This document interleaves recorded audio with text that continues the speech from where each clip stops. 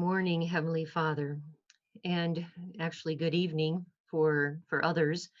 And we want to thank you, Lord, for your presence, and we want to invite you in because we both know that we need you and want you. We invite you in, Lord, to guide us. I pray, Lord, that you would use my lips for your glorification and for our salvation. I pray, Lord, that you would give me words that would bless each person, that I may be able to share these stories that that I so appreciate when I hear of others' testimonies as well. They encourage me, and I pray, Lord, that they would encourage those who are here. I pray your blessings upon each one of us, Lord. And we thank you, Lord, for loving us, and we thank you for your salvation. In Jesus' name we pray. Amen.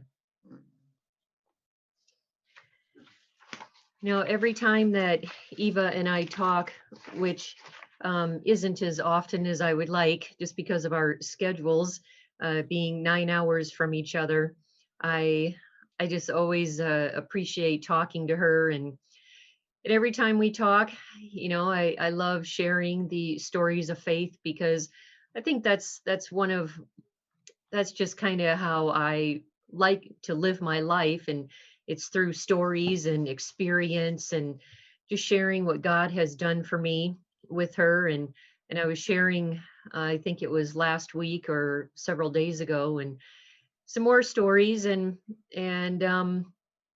she asked me if I wouldn't mind sharing some of these stories.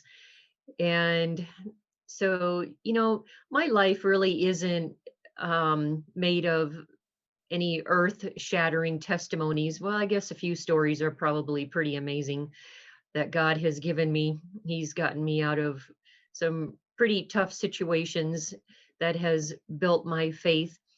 But my day-to-day life is just based upon simple prayers. It's based upon asking God into my life each and every day, thanking him for being there, and not really always knowing what this day is going to bring, or know what's going to happen during the day. Or I I always let him know what my schedule is and give him permission to interrupt at any time and change my schedule and change my day. And I just so appreciate when he does that. One of the things I really enjoy doing is reading testimonies.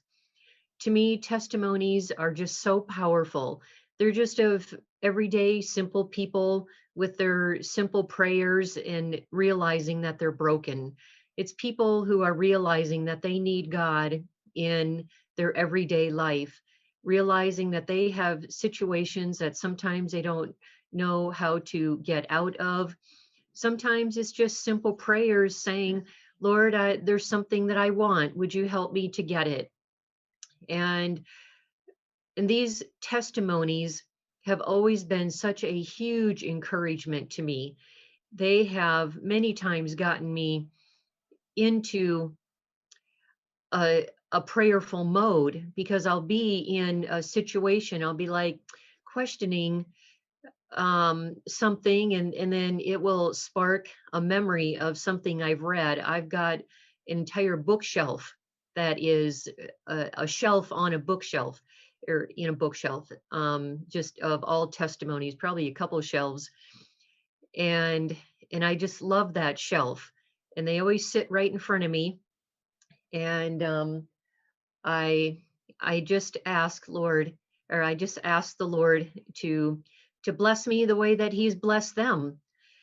And one of the things that came up several years ago but continues to bless me today is with the health message. I've been teaching the health message.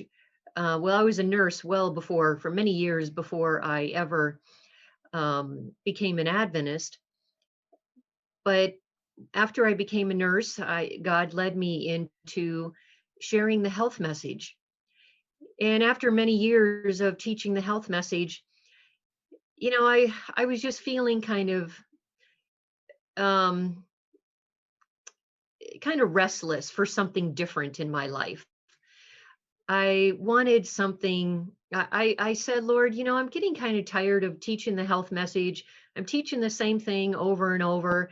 I don't really think that there's anything else to teach. And can you lead me into something else? And because I was giving cooking classes and I was giving health lectures around all around the US and around the world. And I had done lots of mission work, and I had done hospital work and clinic work. I had started health programs around the world with many people. And as exciting and wonderful as that was, I just wanted a new challenge.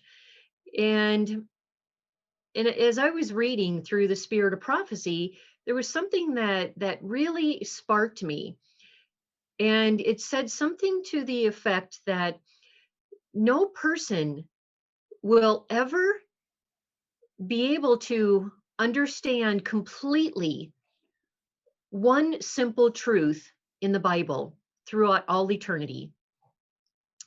And that really struck me. And then my mind went to the health message. And I said, Lord, well, if we aren't going to understand one simple truth throughout all eternity, and we're going to be learning about all truths forever and ever and never extinguish fully one truth, that means that includes the health message too. So what more is there to learn and understand with the health message? And I didn't really think much more in my prayer, but it was an earnest prayer, not really knowing how he was going to answer it. But I just went on with my prayer and finished it, and just went on with my days and my weeks and my months and my years. And over the course of a very short time after that prayer, I started reading some different things in the Bible about the health message. I started to see and understand. I just thought, oh, I think I'm going to read the Bible, Genesis to Revelation again. And so I started in the book of Genesis, and I could not believe how much of the health message was right there in Genesis. And I was reading so much every single day. I had to start over reading in the book again because I hadn't really gotten very far, because God was teaching me a whole new principle about the health message, and I hadn't even got through chapter 1 yet. And there were times, days, when I wasn't even getting through chapter 1, and he was teaching me more and more and more. And I was reading the chapter again and again and again for weeks on end, and still yet not getting out of chapter 1. And it took me a few months actually just to get out of chapters 1, 2, and 3. And I learned so much about the health message. And then I started learning so much more about Daniel and Nebuchadnezzar, and all through the end time. And then he started sharing with me about the the uh, the diet and lifestyle of the remnant, and how God expects us to live today, and which was, I'd been teaching the health message just like everybody else teaches the health message.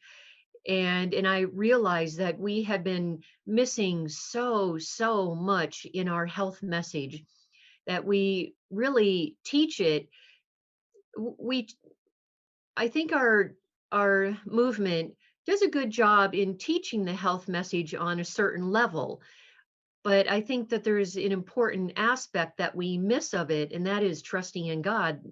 One aspect that is probably the most important, and then how it all intercepts with the end times, and the seriousness of it, and how it lays the foundation for our salvation. We are not saved by what we eat, but we can be lost by what we eat. Meaning that Adam and Eve, they were already saved. They didn't have to do anything for salvation other than obedience, which is the same criteria as today. It's still obedience. It's still following after God. And I just learned so much about the health message, and and even to today, it continues to expand. God continues to expand my understanding of the health message. And I'm a real personable person, and I like to give classes in person. I like to actually meet people and talk to them and be in the same room with them, and so we can really do some good interactions with each other. So I was just getting ready to start a class last year before COVID hit, and I it here in my home, and I was getting ready for cooking classes and some health lectures, and I was getting my business really to start booming. And so this time with the health message, I told the Lord that I don't want to go through the health message the way that I used to. I don't want to be sharing, the way that I have, and traditionally the way people teach the health message, and that is to what to eat and what not to eat, because I realize that we are the Church of Laodicea, and part of that means that are we understand, and we know more than what we do. And so I shared with the Lord, I want to teach this group how to love you first, and then they will automatically, I don't need to tell people what to eat or what not to eat. I don't even want to base it upon health, because our health message is actually not about health. It's a side effect of our health message, but God has given us the health message and the benefit or the side effect of the health message is longevity and health, so that we may be able to share the gospel message, which is the actual message, because the health message is the right arm of the message. It's not the message. And and I really wanted people to understand how important the health message was through all of these other means that he's been sharing with me, and not with through telling people what to eat or not eat. And so I've been sharing the councils on diet, the councils on diet and food. That is the book, that's the foundation of our class, is Councils on Diet and Foods. And traditionally, most educators, including me, and most people have either completely disregarded the book altogether and think that our diet doesn't matter and we can eat however we want to eat, or we have picked and chosen the middle sections of the book, where it tells people what to eat, what not to eat, and we have completely disregarded, especially the first 3 chapters in Councils on Diet and Foods. So the foundation of our class was really sections 1, 2, and 3 in Councils on Diet and Foods. Section 1, Reason for Reform. Section 2, Diet and Spirituality. And Section 3, Health Reform and the Third Angel's Message. And then another section called Control of Appetite. We did a section on fasting. And then the last 2 classes we are doing, one is on the expectations of the diet and lifestyle, specifically the end time people. This book is just filled with such valuable information for our salvation.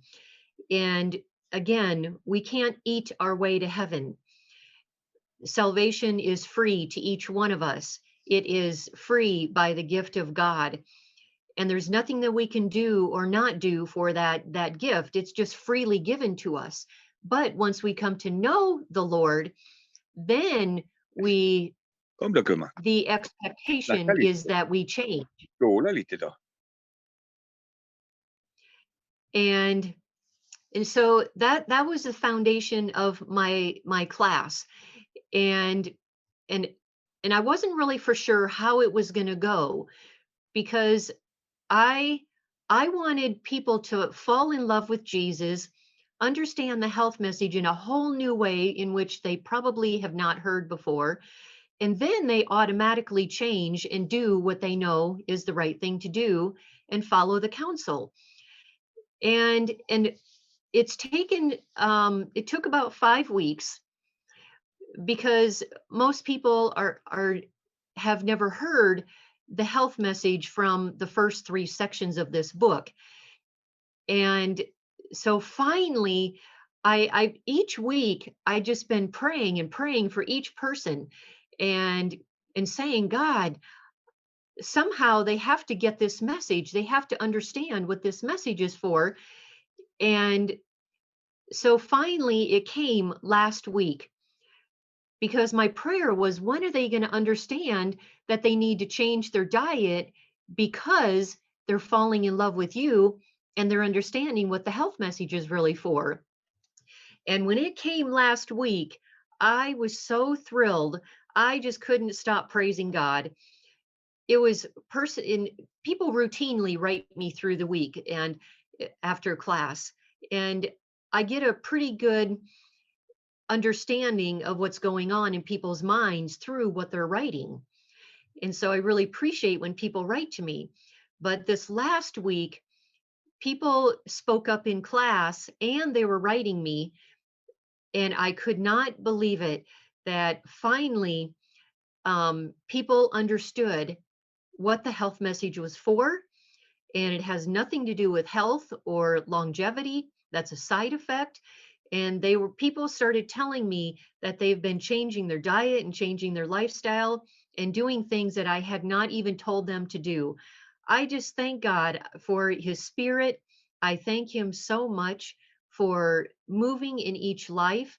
And if we ever question anybody else, if whether God can move or not, if we're praying for somebody's salvation, if we're praying for somebody's understanding of a truth that maybe you understand and that they don't, have love, have patience, pray continually as you share in a loving manner with them, and I guarantee that the message will soon come through.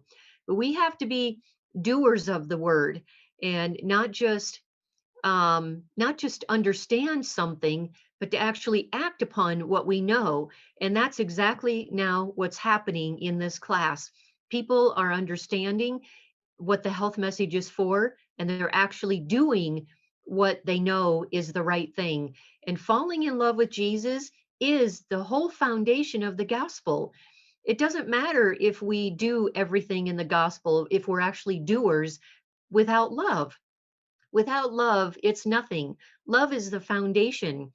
And God has allowed the health message, which also is a message of love, in order to give us longer and healthier lives, in order to share with those around us. Because we're told that our diet and lifestyle actually is the foundation for making the right choices with the gospel, and that we, in equal proportion to the way that we disregard the health message, in equality, we will disregard the rest of the gospel. So that's why it's the right hand of the gospel and it's not the gospel. And I think that that gets missed a lot. So if we disregard the health message in any way, even no matter how small, oh, it doesn't matter if vinegar is the very last ingredient in a list of 20 ingredients. Oh, it doesn't matter if black pepper is the very last ingredient. Oh, there's not very much. If we take these principles that God has shared that should never go into the human system, then and we disregard these things, then we will disregard other commandments as well.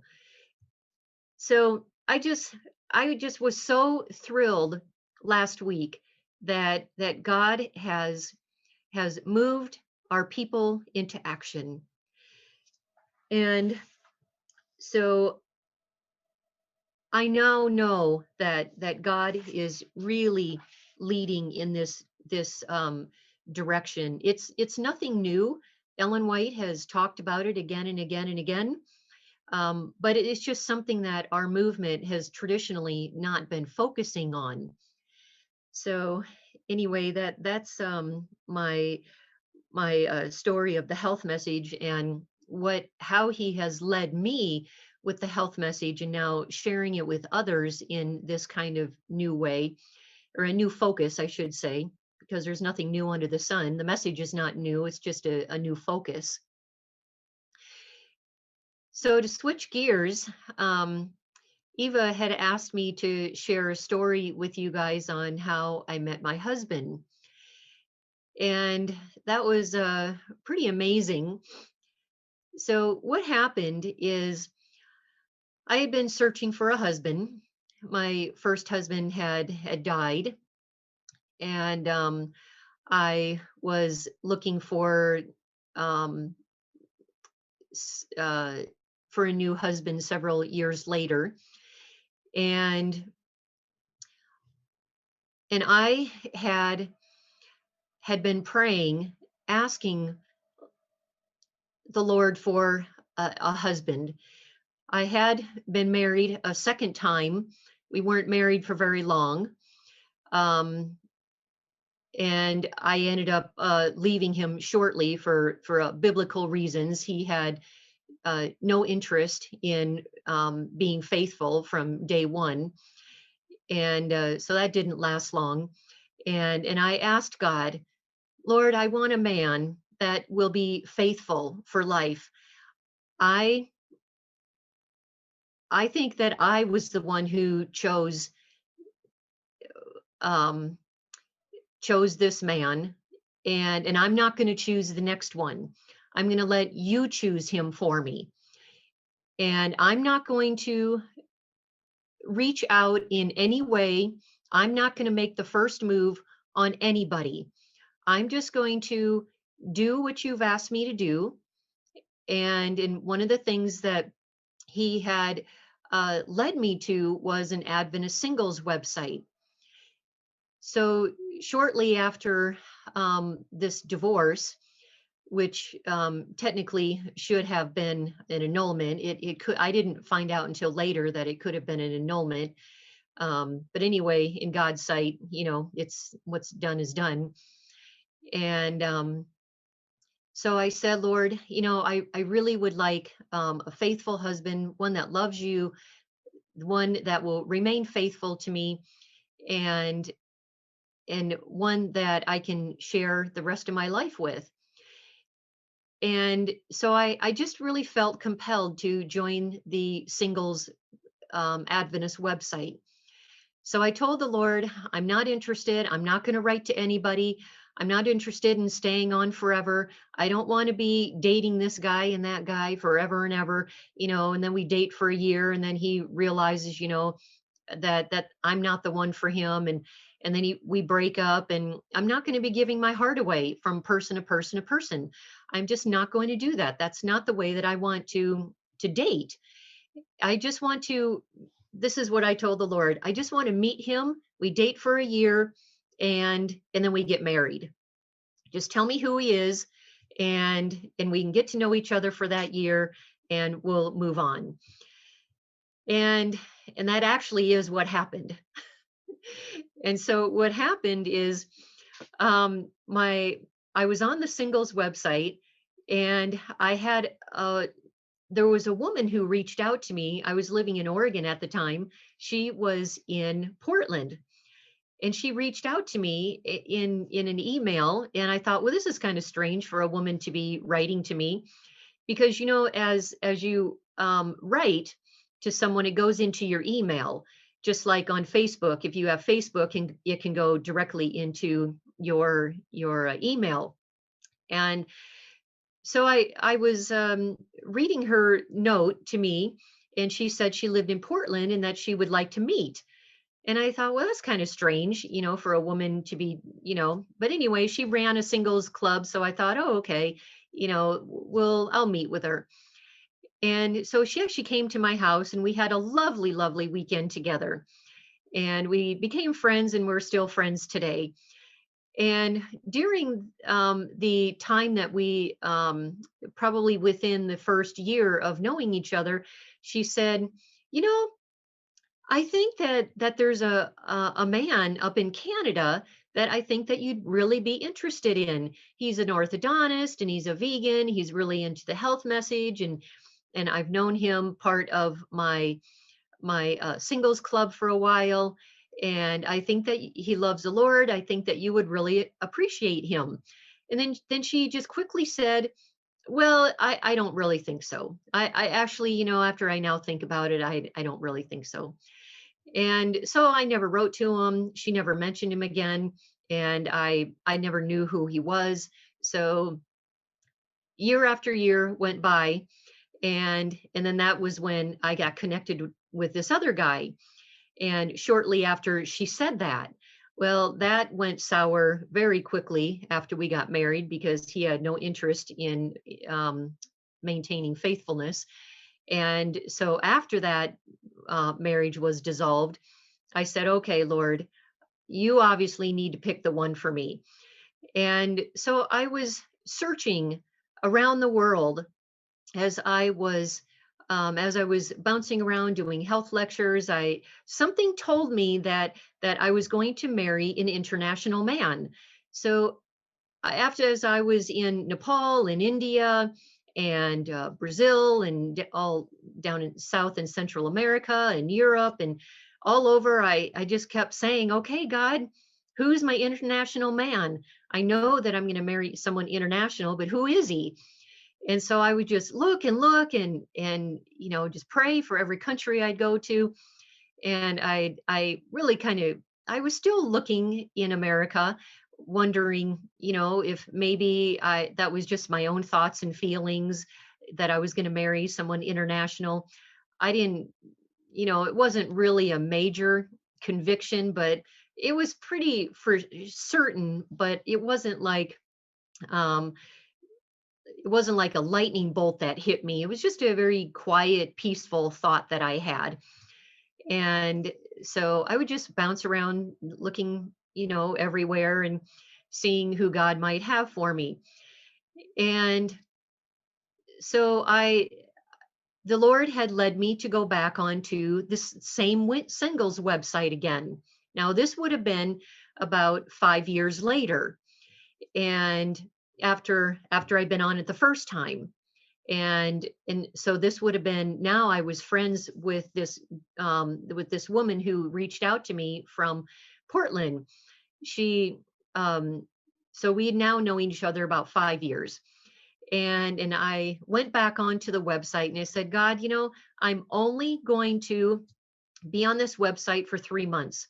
I don't have any interest in writing to all these guys and dating all these guys. And if I meet them, I want to meet them once and tell me if that's them or not.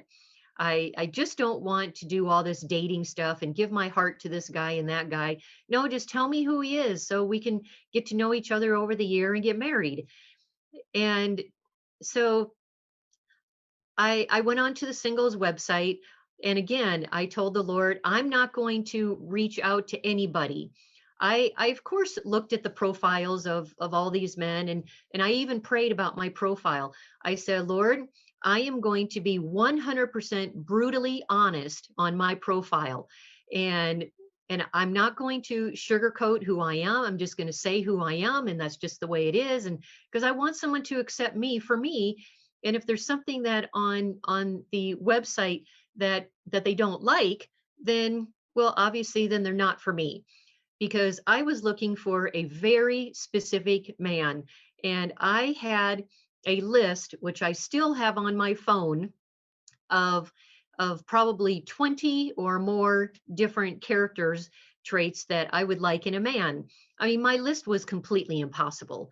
It just wasn't even likely that, I mean, what's the statistic that somebody is going to meet all 20 or 25 traits that I've asked for? I've never counted them, but it's quite a list.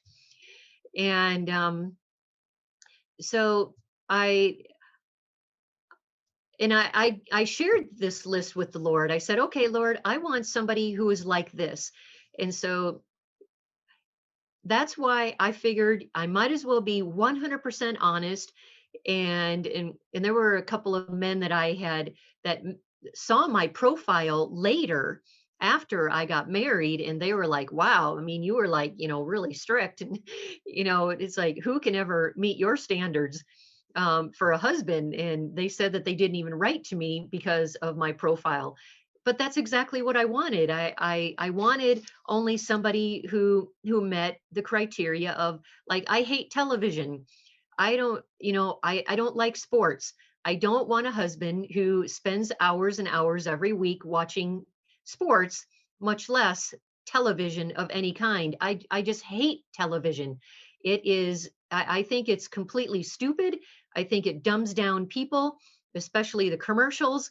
I did not want a husband that watched television. I wanted a husband that had a life outside of television, and that was one of the parts of my profile. No television, no excuses. It wasn't an hour a week, an hour a month, an hour a year. It just was none, zero, ever, never. And so that was one of my criteria. Um, uh, and then, of course, he had to love dogs, had to love the Lord. And then, of course, there were some character traits that, do you want me to go through that list here? It will be,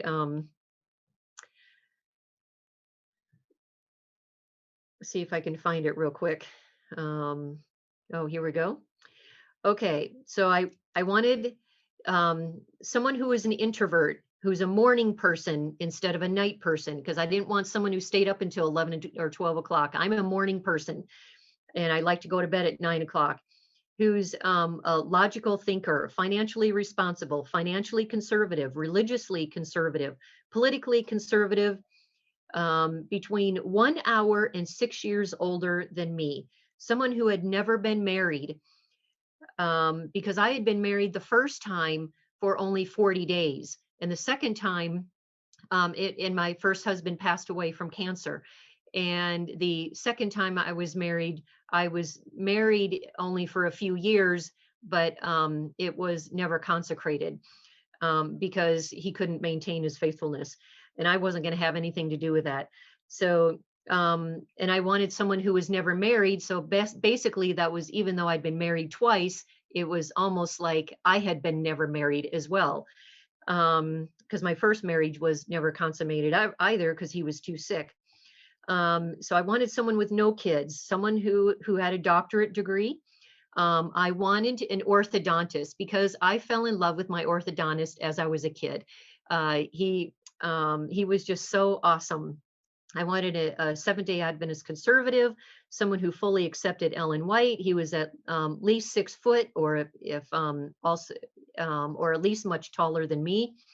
Someone who loves to ride motorcycles, someone who loves the Lord in a growing, vibrant relationship, interested in missions, loves hiking and being active. And it was important for me that he be stronger than me. Many men that I took out, they couldn't keep up with me on the hiking trail. They didn't make the cut. So he had to be, could keep up with me on the hiking trail or be faster than me.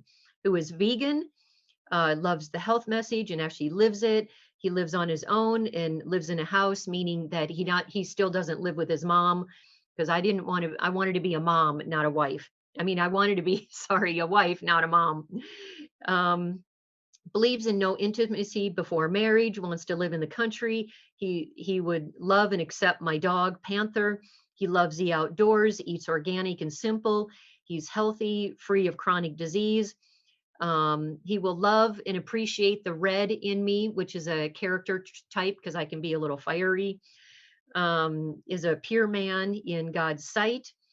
Um, that we would do devotions together. He's a handyman. That's really important to me. I love handymen. Men have to be handy. Um, Reminds me of my dad and one of my brothers. I just love my brothers and my dad. The men in my family are awesome, and I wanted a man who was like the men in my family. Someone who will not yell at me, someone who will make me feel alive as a woman, someone who hates TV, likes a quiet and peaceful at home, likes peaceful music, a peaceful life, who's heaven bound. We will be helpmates for one another as we go through life and try to make it to heaven. we will cook breakfast together every day. I love making breakfast together. Honors his mother, has a good relationship with her and respects her, has lesser balding hair. I love men with no hair. So anyway, these are uh, many of the characteristic traits. There's even more that I have here. That's probably only half my list. But anyway, so this was my majorly impossible list to the Lord. And now I never wrote these character traits on my profile, but this was my request to God. And so that's why I figured, I might as well be brutally honest on my profile page, because I found out that most people are not brutally honest, and you start talking to them and you realize that they aren't really who they said they were on paper. And I wanted to be who I was on paper in reality as well. So here's my impossible list. And and and this guy would write to me, and this guy and that guy, and I'd write back, and some were kind of silly and funny and so far off the beaten path that it was just kind of strange why they even wrote to me. But nevertheless, I wrote back to them and thanked them for their interest, and I met several of them on a one-time date, but it I knew immediately wasn't going to go anywhere. So I I just kept hoping. And then the 3 months was almost up. And I said, well, God, the 3 months is almost up. My profile, I'm not going to renew it. So if I don't meet him by the time that it's up, then I'll know that my husband is not here. And then just days before my profile was to expire, I was sitting at my computer doing some work, and like Facebook, if someone writes to you, it immediately goes into your email. I was reading my emails, and a email came in, just popped up as I was going through my emails, and I had a thought in my mind, said, "That's your husband." Now, I'd not opened up the email. I had no idea what was in that email. I mean, all I saw was that it popped in, and the thought came in, "That's your husband." And I thought, well, that's kind of a strange thought. Why would I think that? And so I opened up the email, and it was just a very simple email. He said that he was down in Florida at an ASI convention, and in that he wanted to know if I wanted to talk. And so I went to his profile and I said, Lord, I'm not even going to go to see what he looks like first. I'm going to go to the very last page, because there were like 5 pages, 5 tabs, and each of those tabs had a lot of different questions. There was probably 400 or 500 questions on this questionnaire, for the singles website, that you had to fill out for the profile. So I went to all of the essay questions, and I thought, oh wow, he's got some really good answers here, and he writes well. And then I went to, because the first tab was, that's when you find out how tall they are, what they weigh, what their profession is, what their degree is, along with their picture. And I waited for last for that, because I didn't want the way he looked, and I didn't want his education, and I didn't want his profession. I didn't want anything to hinder me, since I just felt that God said, "That's your husband." I didn't want anything to hinder anything. And if I didn't find him physically attractive, but yet God said, "This is who he is," I, I just had to kind of deal with it. I just wanted to trust God enough that he would put someone in my life that I found physically attractive. So I didn't want that to sway me, his looks. So I went to the fourth tab, and he answered all these questions. Then the third tab, which was where TV was, and no TV, and he loved to hike and loved to be outdoors. And then another tab was spirituality, and he hit all those. I mean, all of these questions, I must have went through his profile for at least a half an hour before I ever got to his picture. And I carefully went through each of these pages, and I just thought, wow, Lord, this is amazing. is this really true? Is he really on in real life who he says he is on paper? And so I then finally went to the first uh, link and the first tab, and looked at his picture and thought, wow, he's really nice looking. And then I saw that he met my all my other criteria, um, about his height and weight and his diet and uh, um, of course he looked very fine to me, and I just couldn't believe it. I mean, I just thought, wow, Lord, I mean, is this really him? And so I wrote back to him. It took me 2 days to write back to him, because I thought, Lord, if this is who you have for me, then I don't want to, it, if he requires someone to write back to him and is needy like that, then it's just, he's not for me.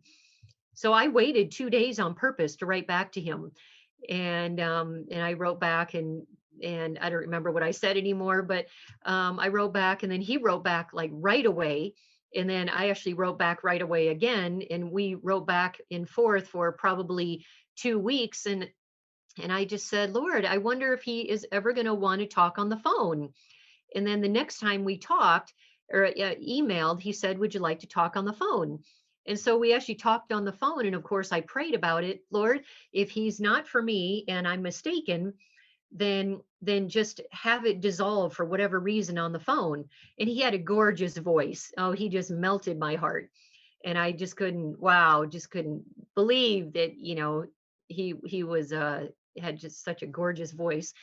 And so we talked and talked then for another week, and I said, Lord, I wonder if he's ever going to ask me if he wants to meet in person.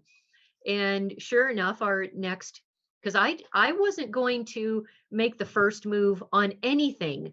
I wanted a complete gentleman that wanted to move ahead at his pace, as well as I wanted to know that he was interested in me, not because I was moving things ahead, but because he was moving things ahead. So then the next time we talked, he said, hey, would you like to meet? Now he was living in Canada, and so he met that international thought that I had. Thought, oh, maybe he is the one for me. And so I he came to Denver, and we met, and sure enough, he and I took, the first thing I did was took him out on the hiking trail, and I hiked him hard, and I because I wanted to see if he could keep up with me, because I loved it to hike hard. And my goal is always to keep up with my dogs. And dogs are very fast, they're much faster than humans. So my goal is to always keep up with my dogs to where they don't have to keep slowing down for me. And if they're trotting, I'm trotting right along with them. And if they slow down and walk, I slow down and walk with them. So that's kind of how I always run my hiking trips with them, because I've always had big dogs to hike with. And so I took him out on the hiking trail with my dogs, and sure enough, he kept up without any problem at all. And so every step along the way, I'm just thinking, wow, this man is meeting my criteria everywhere. And but it didn't take very long. Every time we met, he then flew me to Canada, and I met his family and some of his friends and his church, and then he flew me then for the next 3 months out for 10 days in a row, because every month he has 10 days off in a row at work. And then he would actually, while he gave me his house and his master bedroom and everything. Well, and then he went to go sleep in his office. So he would actually drive to his office, his practice, and he'd put down a mat in his office, and he would sleep in his office. And then he'd come back in the morning, and we would have breakfast together. He'd shower and do all of his things, and then he'd go back to work the next day. I mean, the after breakfast. And I mean, just a real gentleman, and just amazing. And then I realized I was falling in love with him. He was gentle and soft spoken and loved the Lord, and just amazing.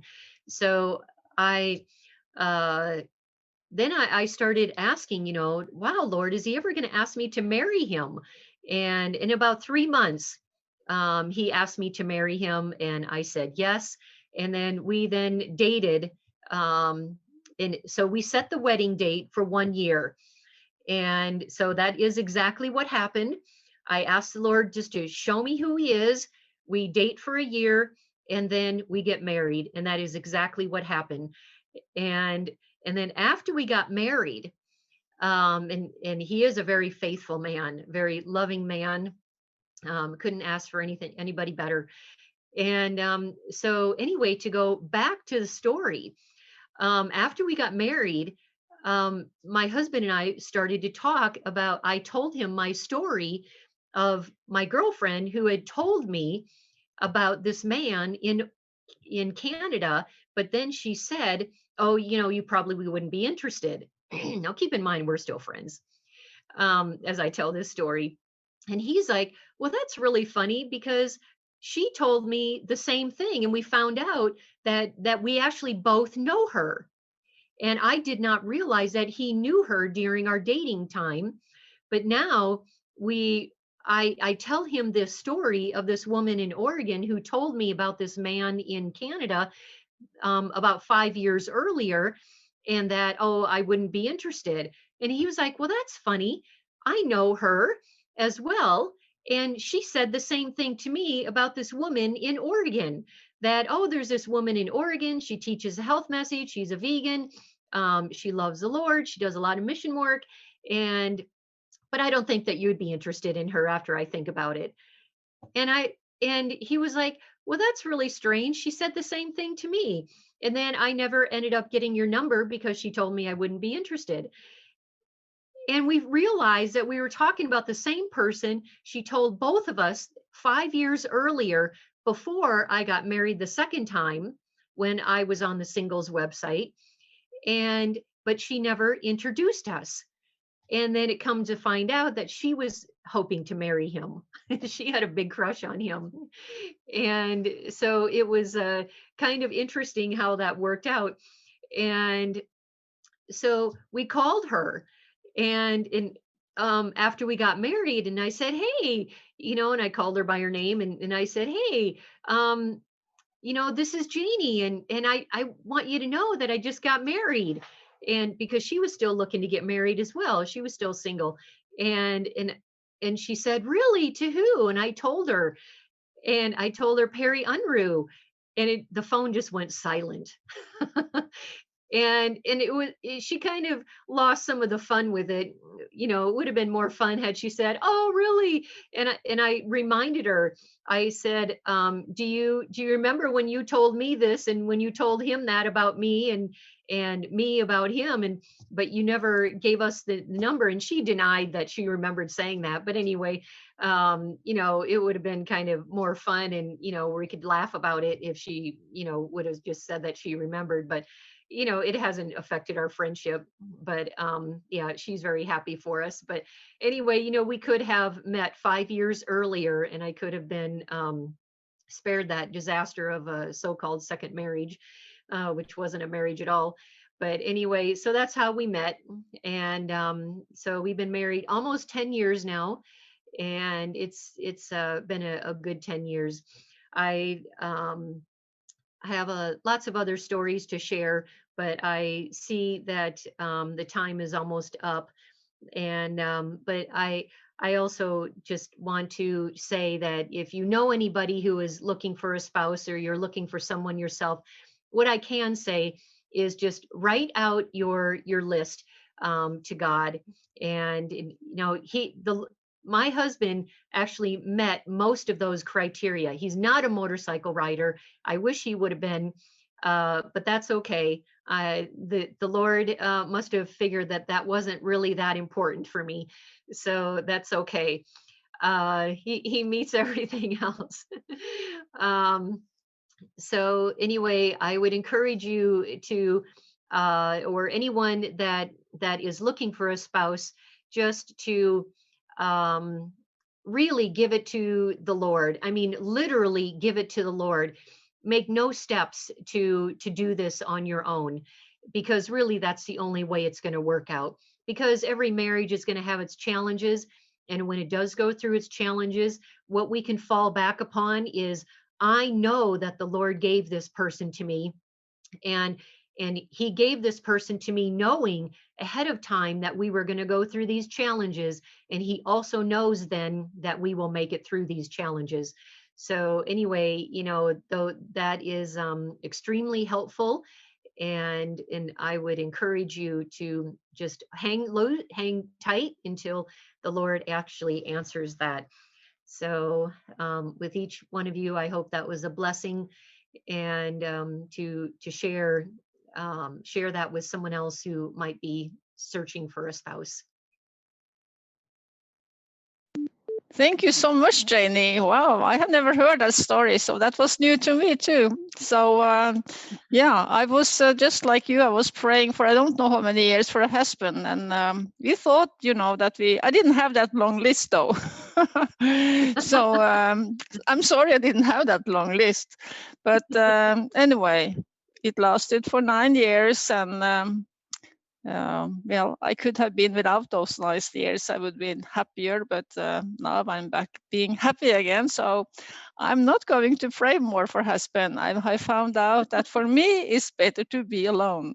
So, but anyway, it was really nice to hear your story, and we can continue another time. It's you have so many stories to share. So, but let's end with a prayer. Father in heaven, thank you so much, Lord, for my friendship with dear Janie. Thank you for how you have been leading in her life. And I pray, Lord, that you will continue to bless her and her husband. And you know that she is so much in fire for sharing what you have been teaching her.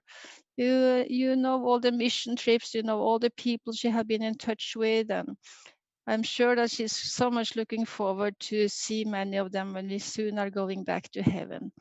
Thank you so much that you will bless the continue the Sabbath day and just peace, joy and peace in our hearts. In Jesus' name, amen. Amen. Thank you, Eva, and thank you, everybody. Yes, I just wanted to say one thing. When Paul and I were trying to figure out if we were supposed to be together, he had a list of 2 women. He wrote out the qualities of one and the qualities of me, and she had much more on his list. And he threw out the list and he chose me. Well, That's good. So for him, the list just helped him choose me. There was just one problem. I would have a hole in my heart forever if I didn't choose her. That's what, yes, that's right. So God moves in mysterious ways with our ideas and our specifics. But I'm really thankful to hear your story and how it took a while because something got in the way. But you kept your ideals. You kept your integrity, and you kept your ideals. And I think that God really blessed that, because he honors us when we keep our committed ideals that he's already given to us. Yeah. Mm-hmm.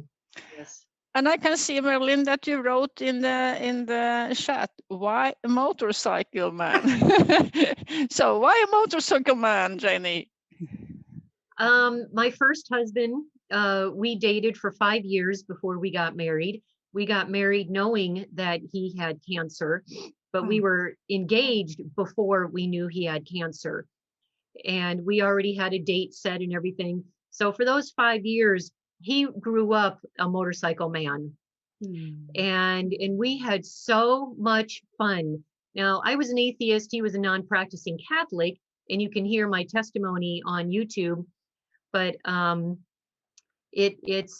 we had so much fun traveling, and just it was a lot of freedom. I just found that I just loved it so much, and I still miss it. I do wish that my husband were a motorcycle man, but that's okay. He's got many other fine qualities that I'm willing to let that one go. But yeah, it mainly comes from my first husband. All the years of really fun time touring and traveling and being part of a motorcycle club, and it was really fun. Okay. I wish you many nice years to go.